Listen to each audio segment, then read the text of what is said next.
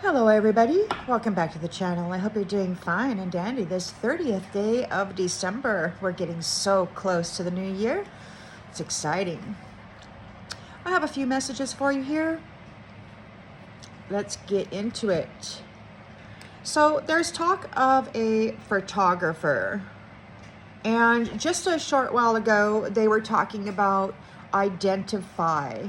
So they need to identify you. It could be that maybe they need current pictures. Maybe they have some kind of a paparazzi following you around to see what it is you're doing, what different styles you are dressing up in, or perhaps who it is that you're meeting with, who it is that you are entertaining in your current moments. They want to know who's in your energy. They're talking about wanting a relationship. Of course, this is the misogynist, narcissist way of getting into your energy and withdrawing from your spiritual accounts, your energy, your happiness, your strength, your courage, all of that good stuff. So they want to get a relationship. They want to sexually tap into you and make a withdrawal from your sacred account. Someone else said, I disagree. So it appears that your stalkers are having trouble agreeing on the best, most suitable way to approach you or to get into your energy. So they're talking about prison, which is to be jailed, to be locked up, to be confined. They're talking about Africa. Perhaps your spiritual counterpart is there, or perhaps they want to imprison you to the place of Africa. I don't know. And they're talking about at the same time. So they're talking about you and your protector. They wish to trap you both at the same time. They're talking about a name over the healer. So they're speaking a name over the healer. Or maybe there is a name over the healer. They're talking about heads. And in this instance, I think they're talking about the leaders, the upper echelon of this new chapter. They're having a discussion, and all I picked up on it was the next day it's over. They're talking about a gravestone. This is the second time that I've heard them talking about gravestones. It's like, this martyring business and this rebirth and recycling of life force while, the remaining portion is drained and sold or harvested or whatever. I've heard them talking about gravestones before, and I don't know if they're doing grave magic or if they're looking for a previous lifetime gravestone of yours. Maybe somebody is messing around with gravestones. There's something about the 28th, which somebody may have done a ritual on the 28th. On the 28th, it was my first live. I don't know if that has anything to do about it, but the energy was quite potent, and I don't know exactly what was going on there, but perhaps this has something to do with it. Maybe you did something for the first time on the 28th, and somebody was slinking around trying to be tricky with that. I don't know. We'll have to wait and see, I guess. A predator was mentioned. Now, they could have been deemed as a predator, accused of being a predator, or perhaps they're being stalked by your protector. They say that you are an appetizer. You're very strong, you're very powerful, your light is shining brightly, you know the truth, you're right up in there with the facts, ma'am, sir. All that you are connected to is true blue goodness. But they don't believe you are their solution.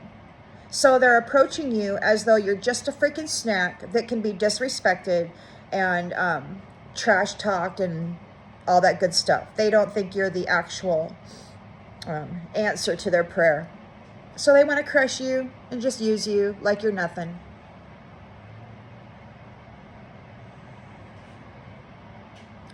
And since they see you as an appetizer, as nothing more than just a little snack, I'm curious as to who they are. They're not good enough to be a snack. They feel that they're above you, so they don't feel that they should pay for their filthy deeds.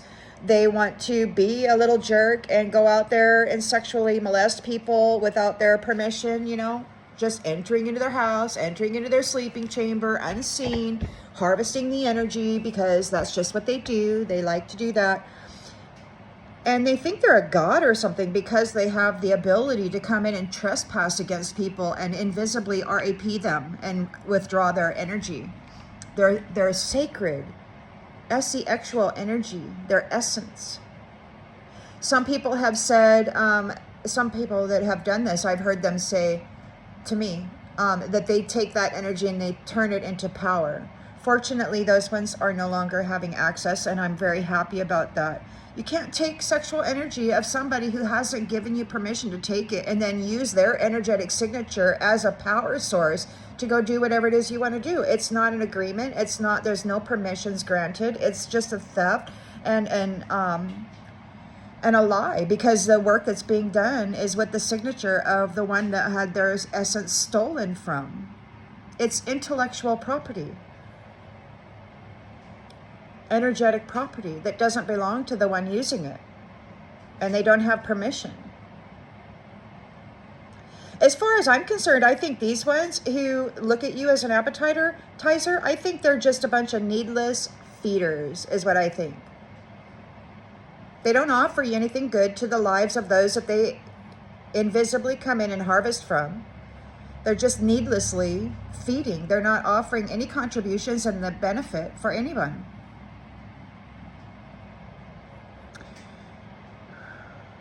They seem to think that they have a choice.